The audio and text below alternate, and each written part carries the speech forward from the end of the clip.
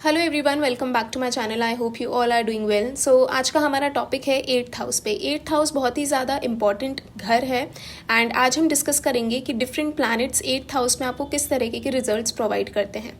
अगर आपके eighth house में कोई भी प्लैनेट प्लेस्ड नहीं है तो आप एट्थ हाउस का जो लॉर्ड है उसको समझने की आप कोशिश करिएगा। अब देखिए, एट्थ हाउस क्या है। आपकी लाइफ में जब भी कोई ऐसा इवेंट होता है जो आपकी लाइफ को कम्प्लीटली ट्रांसफॉर्म कर देता है, वो एट्थ हाउस की एनर्जी होती है। इसीलिए एट्थ हाउस ट्रांसफॉर्मेशन का होता है, एट्थ हाउस सडन इवेंट्स का होता है। देखिए, एट्थ हाउस मतलब एट्थ हाउस से जुड़े हुए जितने भी इवेंट्स होते हैं वो बहुत सडनली होते हैं, आप सोच भी नहीं सकते, और वो अचानक आपकी लाइफ में कुछ ऐसी चीज़ें होंगी कि आपकी लाइफ अचानक से एकदम कम्प्लीटली ट्रांसफॉर्म हो जाएगी। तो ये जो एनर्जी होती है, ये जो कम्प्लीटली जो शिफ्ट होता है, ये हम एट्थ हाउस से देखते हैं। एट्थ हाउस रिसर्च का भी भाव है, तो जितने भी बड़े बड़े रिसर्चर्स हैं उनका एट्थ हाउस काफ़ी ही ज़्यादा स्ट्रॉन्ग होता है। अगर आपको अकल्ट साइंस के बारे में पढ़ना है, आपको एस्ट्रोलॉजी के बारे में पढ़ना है, पामिस्ट्री के बारे में पढ़ना है, हीलिंग साइंस के बारे में पढ़ना है, तो उसके लिए भी हम एट्थ हाउस को देखते हैं। अब देखिए, एट्थ हाउस इनहेरिटेंस का भी है। जिनका भी एट्थ हाउस काफ़ी स्ट्रॉन्ग होता है उनको अच्छा खासा इनहेरिटेंस मिलता है उनकी लाइफ में। ओके, एंड एट्थ हाउस होता है जैसे दूसरों के पैसों को यूटिलाइज करना। ठीक है, ये भी चीज़ हम एट्थ हाउस से ही देखते हैं। अब देखिए, eighth house is a house of decay. Eighth house एक ऐसा घर है जहाँ पे चीज़ें ख़त्म होती है, नष्ट होती हैं, जहाँ पे चीज़ें सड़ जाती हैं। इसीलिए एट्थ हाउस को समझना बहुत ज़्यादा ज़रूरी है। Eighth house is a house of suddenness. ऐसी जो भी चीज़ें जो आपकी लाइफ में सडनली होती हैं, इसीलिए एट्थ हाउस को बहुत ही नेगेटिवली भी माना जाता है, because eighth house sudden events देता है। बट ऐसे बहुत सारे चार्ट्स हैं जिनमें एट्थ हाउस ने इतने सडन पॉजिटिव इवेंट्स दिए हैं कि उनकी लाइफ ऑटोमेटिकली बहुत ही अच्छे एक बेटर वे में ट्रांसफॉर्म हो गई है। ओके, तो हमेशा ऐसा नहीं होता कि एट्थ हाउस आपको बैड इवेंट्स ही देगा।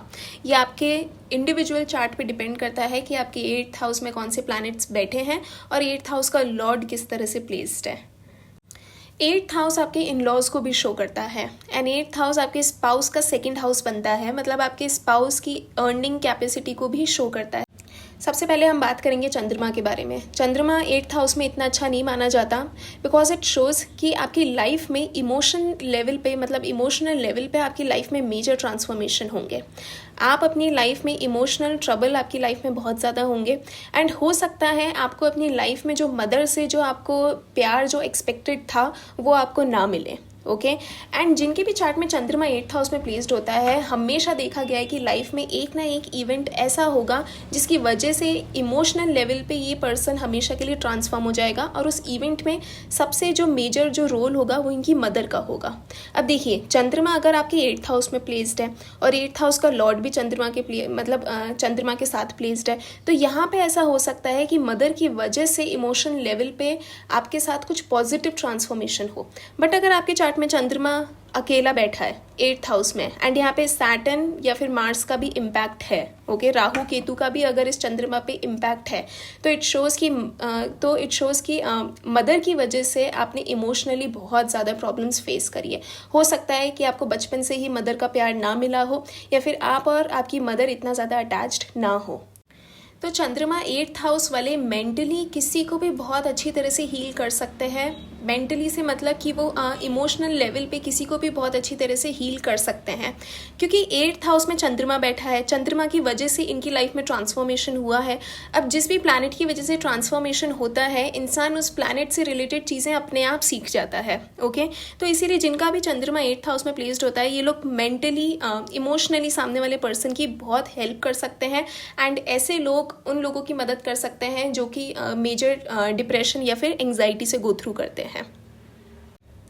एक और चीज़ आप नोटिस करेंगे, चंद्रमा एट्थ हाउस वाले जितना सामने वाले पर्सन को इमोशनल लेवल पे समझ सकते हैं, उतना चंद्रमा सेकंड हाउस या फिर चंद्रमा एग्जॉल्टेड मतलब चंद्रमा टॉरस वाले नहीं समझ पाते हैं।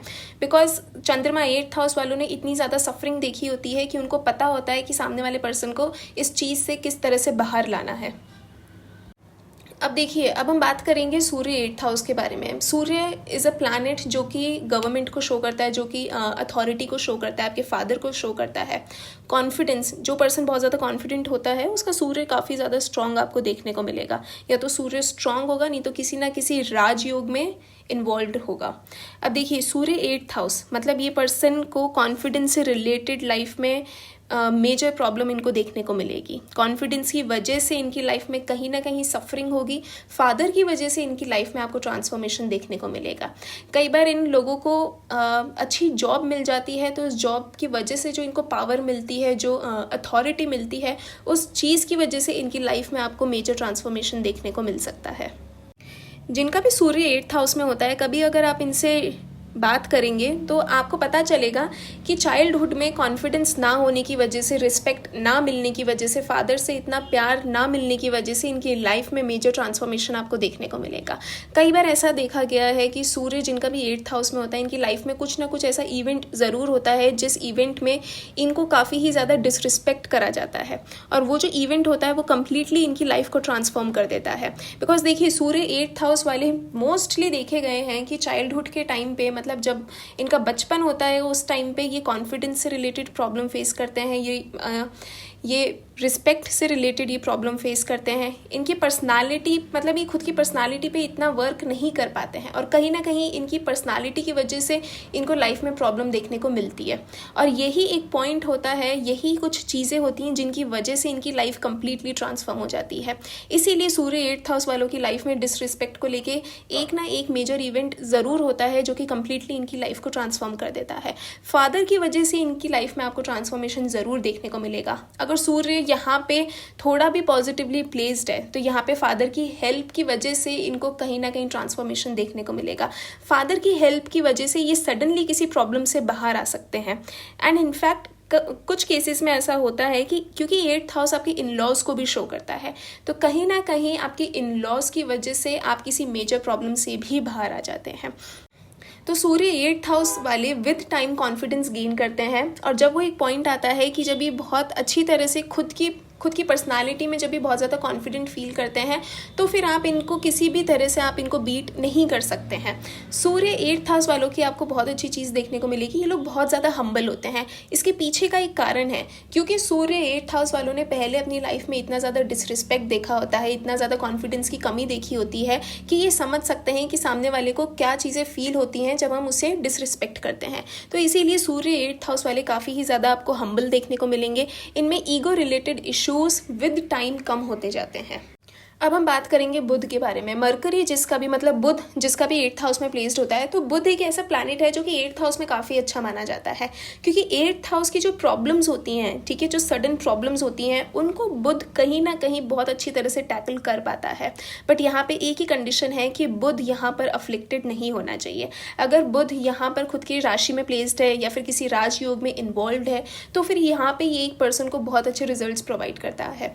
बहुत बार देखा गया है कि ऐसे पर्सन की जो प्रॉब्लम सॉल्विंग जो एबिलिटी होती है वो काफ़ी ही ज़्यादा अच्छी होती है।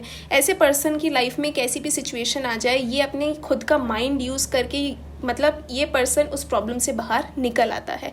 इसीलिए बुध 8th हाउस में काफ़ी ही अच्छा माना जाता है। जिनका भी बुध 8th हाउस में होता है, ऐसे लोगों को जानने की इच्छा काफ़ी ज़्यादा होती है कि हम ये भी चीज़ जान लेते हैं, हम वो भी चीज़ जान लेते हैं, तो ये डिफरेंट चीज़ों के बारे में स्टडी करते हैं। इसीलिए कहीं ना कहीं ऐसा भी है कि बुध 8th हाउस वाले एस्ट्रोलॉजी फील्ड में भी काफ़ी अच्छा करते हैं, स्पेशली अगर ये 5th हाउस और 10th हाउस से अगर ये बुध कनेक्शन फॉर्म करे तो। बुध 8th हाउस वालों की एक बहुत ही इंटरेस्टिंग चीज़ है जो आप बहुत जगह नोटिस करेंगे। ये अपनी लाइफ की प्रॉब्लम सॉल्व करते करते इतने एक्सपर्ट हो जाते हैं। ये अपनी लाइफ की कुछ ऐसी प्रॉब्लम्स होती हैं जिनको सॉल्व करने के लिए इनको इतनी ज़्यादा रिसर्च करनी पड़ती है, इतना ज़्यादा दिमाग लगाना पड़ता है कि वो यही सेम काम थ्रू आउट अपनी लाइफ करते हैं, और वो इसी काम से बहुत ज़्यादा पैसा भी कमाते हैं। आपने कई बार ऐसी स्टोरीज सुनी होगी जहाँ पे एक पर्सन को एक पर्टिकुलर काम नहीं करना होता है, लेकिन जस्ट बिकॉज उसकी लाइफ में एक ऐसी प्रॉब्लम क्रिएट हो जाती है तो उस पर्सन को उस पर्टिकुलर काम से रिलेटेड सारी नॉलेज गेन करनी पड़ती है, और वो पर्सन फिर लाइफ टाइम वही काम करता है और उस काम की वजह से उसको बहुत पैसा भी मिलता है। तो बुध जब भी 8th हाउस में प्लेस्ड होता है तो वो लाइफ में इस तरीके की सिचुएशन क्रिएट कर देता है कि पर्सन को एक पर्टिकुलर जगह इतना दिमाग यूटिलाइज करना पड़ता है, इतनी ज़्यादा रिसर्च करनी पड़ती है कि वो पर्सन वही काम करने लग जाता है through out life. Okay, and person उसी काम की वजह से बहुत ज़्यादा पैसा भी कमाता है। एंड जिनका भी बुध 8th हाउस में होता है, ऐसे लोगों में कुछ ना कुछ आपको स्पेशल स्किल आपको ज़रूर देखने को मिलेगी अपार्ट फ्रॉम देयर स्टडीज़, ठीक है, अपार्ट फ्रॉम देयर प्रोफेशन। इनमें एक आपको अलग सी एक स्किल आपको ज़रूर देखने को मिलेगी। अब वो स्किल कोई सी भी हो सकती है, फिर वो चाहे डॉक्यूमेंटेशन से रिलेटेड हो, फिर वो चाहे एस्ट्रोलॉजी से रिलेटेड हो, या फिर उनका कुछ पर्टिकुलर कुछ ऐसा शौक हो लैंग्वेज से रिलेटेड। तो आपको ये कुछ ना कुछ आपको स्पेशल स्किल उनमें आपको ज़रूर देखने को मिलेगी। तो मरकरी 8th हाउस काफ़ी ही अच्छे रिजल्ट प्रोवाइड करता है। प्रॉब्लम सॉल्विंग जो एबिलिटी होती है वो काफ़ी अच्छी होती है इन लोगों में, क्योंकि इनने लाइफ में इतनी ज़्यादा प्रॉब्लम देख रखी होती है।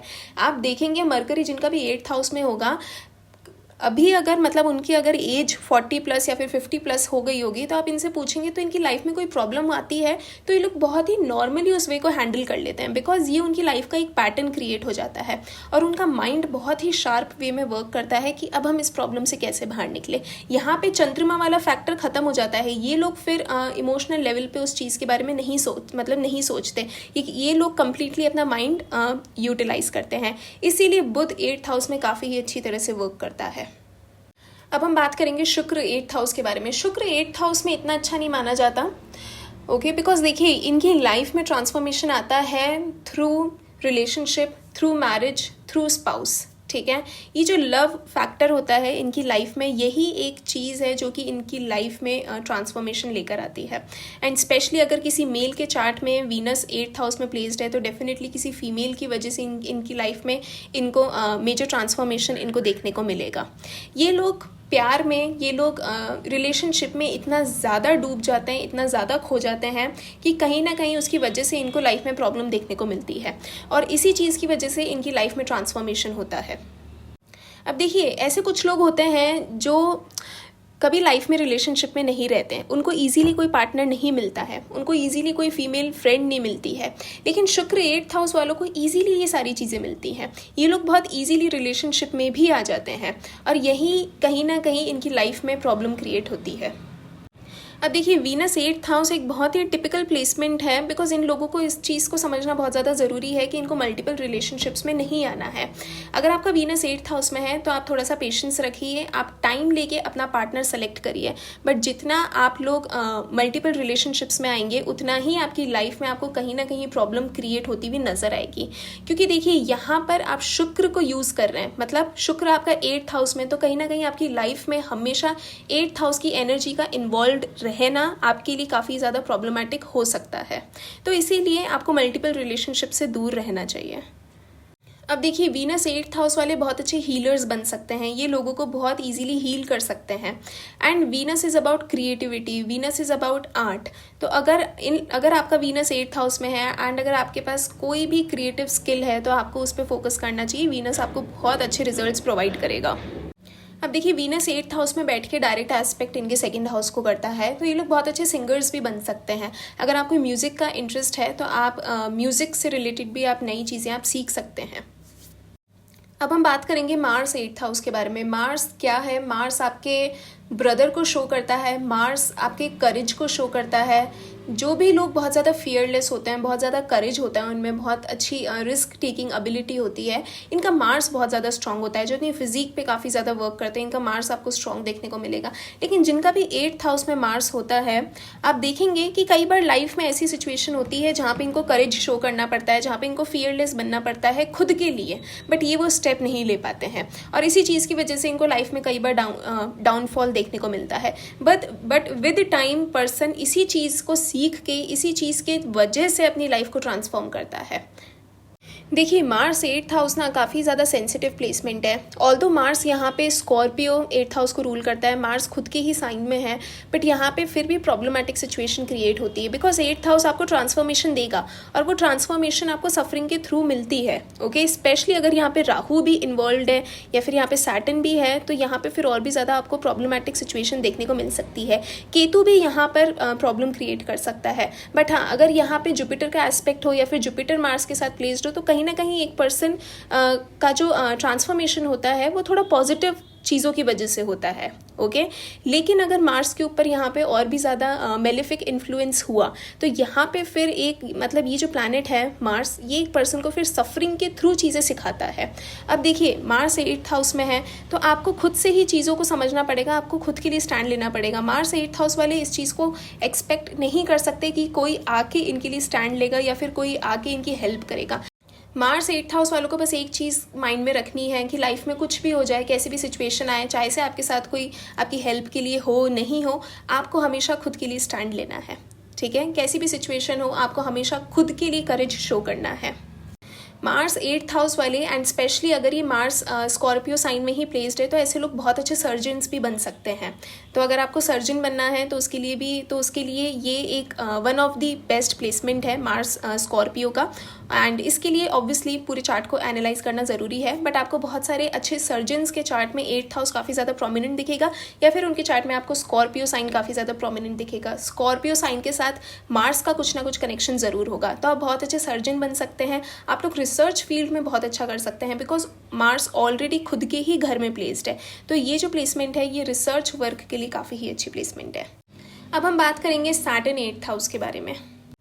Saturn 8th house age related factor के लिए काफ़ी अच्छी प्लेसमेंट है, बट आप देखेंगे कि सैटर्न जब भी 8th हाउस में प्लेस्ड होता है ना तो इनको जीवन के शुरू के सालों में मतलब मिड 30s तक इनको अपनी वर्क की वजह से काफ़ी ज़्यादा प्रॉब्लम देखने को मिलती है। इनको अपनी इच्छा का इनको काम नहीं मिल पाता, या फिर अगर इनको कोई काम मिलता है तो इनको बहुत मुश्किल से मिलता है, ठीक है। और कहीं ना कहीं इस चीज़ की वजह से ये मेंटली काफ़ी ज़्यादा परेशान हो जाते हैं। सैटर्न 8th हाउस वालों का ओल्ड एज वाले लोगों की वजह से काफ़ी ज़्यादा ट्रांसफॉर्मेशन होता है। बहुत केसेस में देखा गया है कि ये लोग जब अपने बड़े बुज़ुर्ग लोगों से जब कुछ भी एडवाइस लेते हैं या फिर उनकी हेल्प कभी भी लेते हैं तो ये इनकी लाइफ में एक पॉजिटिव ट्रांसफॉर्मेशन लेकर आते हैं। तो अगर आपका सैटर्न 8th हाउस में है तो आपको डेफिनेटली आपके जो भी घर में बुज़ुर्ग लोग हैं उनकी आपको हमेशा एडवाइस माननी चाहिए। एंड इनफैक्ट आपको अपने वर्क प्लेस के मतलब आपके वर्क प्लेस पे भी आपसे उम्र में जितने भी बड़े लोग हैं उनकी आपको एडवाइस हमेशा फॉलो करनी चाहिए, उनसे आपको गाइडेंस लेनी चाहिए। जिनका भी शनि 8th हाउस में होता है ये वो लोग होते हैं कि ये अपने कर्म की वजह से अपने वर्क की वजह से इतना सफरिंग देखते हैं लाइफ में कि ये उस चीज़ से रिलेटेड काफ़ी ज़्यादा एक्सपर्ट हो जाते हैं। और कहीं ना कहीं बहुत केसेस में देखा गया है कि सैटर्न 8th हाउस वाले लाइफ में कई बार एक ऐसे पॉइंट पे पहुंच जाते हैं कि ये लोगों को वर्क प्रोवाइड करने लग जाते हैं, ये लोगों को एम्प्लॉयमेंट प्रोवाइड करने लग जाते हैं। तो इट्स अ ग्रेट प्लेसमेंट। आपको समझना चाहिए कि अगर आपका सैटर्न 8th हाउस में है तो आपको लोगों की हेल्प करनी है रिलेटेड मतलब वर्क रिलेटेड मैटर्स में। आपकी एडवाइस लोगों के लिए बहुत अच्छी तरह से वर्क करेगी। बट हाँ, मिड 30s तक ये प्लेसमेंट थोड़ी सी आपको प्रॉब्लमेटिक सिचुएशंस में डाल सकती है। बट अगर आपका सैटर्न 8th हाउस में है तो आपको इस चीज़ को माइंड में रखना है कि आप इस सफरिंग के थ्रू ही आप चीज़ों को सीखेंगे। आपके काम में अगर कुछ प्रॉब्लम आ रही है तो आप इस प्रॉब्लम को सॉल्व करने की वजह से ही आप अपनी लाइफ में ग्रोथ को अचीव कर पाएंगे। तो Saturn 8th house is a great placement, but शुरू में आपको मिड 30s तक प्रॉब्लम देखने को मिल सकता है। बट हाँ, आपका काम ही आपको ट्रांसफॉर्मेशन प्रोवाइड करेगा। आपको इस चीज़ को हमेशा माइंड में रखना है। एंड बुजुर्ग लोगों की जितने भी ओल्ड एज में जो भी लोग होते हैं उनकी आपको एडवाइस ज़रूर लेनी चाहिए, वो आपके लिए काफ़ी अच्छी तरह से वर्क करेगी। इनफैक्ट अगर आपकी लाइफ में कभी कुछ मेजर प्रॉब्लम आ जाए तो यही वो लोग होंगे जो आपको इस प्रॉब्लम से बाहर निकालेंगे। अब हम बात करेंगे जुपिटर 8th हाउस के बारे में। जुपिटर 8th हाउस काफ़ी अच्छी प्लेसमेंट है। जुपिटर नॉलेज को दर्शाता है, जुपिटर आपके गुरु हैं, जुपिटर एक डिवाइन ब्लेसिंग है, ओके। तो इट शोज़ कि आपको कहीं ना कहीं से किसी ना किसी तरह की मतलब आपके ऊपर एक ब्लेसिंग हमेशा बनी हुई रहेगी। तो इसीलिए मैंने बहुत सारे चार्ट्स में देखा है जुपिटर 8th हाउस काफ़ी ब्यूटीफुली वर्क करता है। इनको कहीं ना कहीं से इनको गाइडेंस मिलती रहती है। इनके लिए ये किसी भी सिचुएशन में हो, ये बुरी से बुरी सिचुएशन में हो, बट हमेशा किसी ना किसी तरह से पर्सन प्रॉब्लम से बाहर आ जाता है। तो जुपिटर 8th हाउस काफ़ी ही अच्छी प्लेसमेंट है। Jupiter 8th house is like a magical placement.